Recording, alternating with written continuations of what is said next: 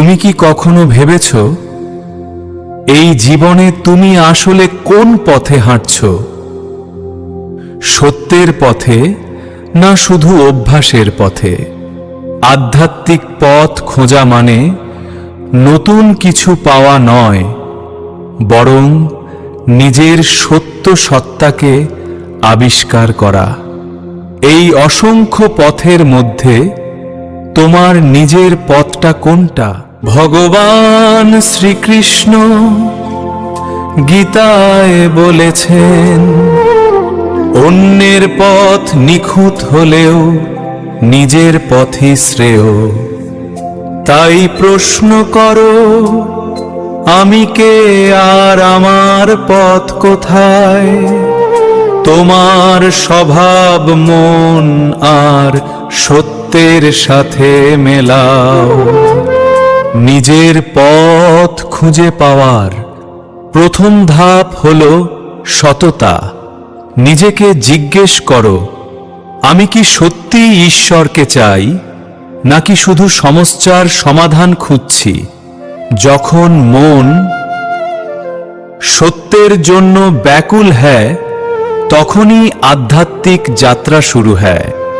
সৎ হও নিজের সাথে, তাহলেই পথ নিজে থেকেই খুলে যাবে। সব পথ সবার জন্য নয়, কিন্তু প্রতিটি সত্য পথই ঈশ্বরের দিকে যায়। জ্ঞান, ভক্তি, কর্ম, এই তিন পথই মুক্তির পথ। তুমি কি ভাবুক? তবে জ্ঞানের পথ। তুমি কি প্রেমময়? তবে ভক্তির পথ। তুমি কি কর্মঠ? তবে কর্মযোগের পথ। নিজের স্বভাব চিনে নাও, সেখানেই লুকিয়ে আছে তোমার আধ্যাত্মিক পথ। পথ বেছে নেওয়ার পর সবচেয়ে বড় শক্তি হল নিয়মিত অনুশীলন। অভ্যাস ও আসক্তিহীনতার মাধ্যমে মনকে স্থির করা যায়। তাই প্রতিদিন প্রার্থনা বা নিঃশব্দে নিজের সাথে থাকার জন্য। সেখানেই ধীরে ধীরে প্রকাশ পাবে তোমার সত্য পথ। আধ্যাত্মিক পথে সবচেয়ে বড় বাধা বাইরে নয়, নিজের মনেই। ভগবদ গীতাতে বলা হয়েছে, উদ্ধরেদাত্মনাত্মং, অর্থাৎ নিজেকে উন্নত করতে হবে। ভয়, সন্দেহ, অলসতা, এই তিনটাই তোমার পথ আটকায়। আজ থেকেই শুরু করো, নিজের মনকে বন্ধু বানাও, শত্রু নয়। যখন তুমি সঠিক পথে চলতে শুরু করো, তখনই জীবনে আসে গুরুর প্রয়োজন। ভগবিদ্ধি প্রণিপাতেন, পরিপ্রশ্নেতে বলা হয়েছে, তদ্বিদ্ধি পরিপ্রশ্নেন সেবয়া, অর্থাৎ নম্রতা, প্রশ্ন ও সেবার মাধ্যমে জ্ঞান অর্জন করো। একজন সত্যিকারের গুরু তোমাকে পথ দেখাবেন, কিন্তু পথটা হেঁটে যেতে হবে তোমাকেই।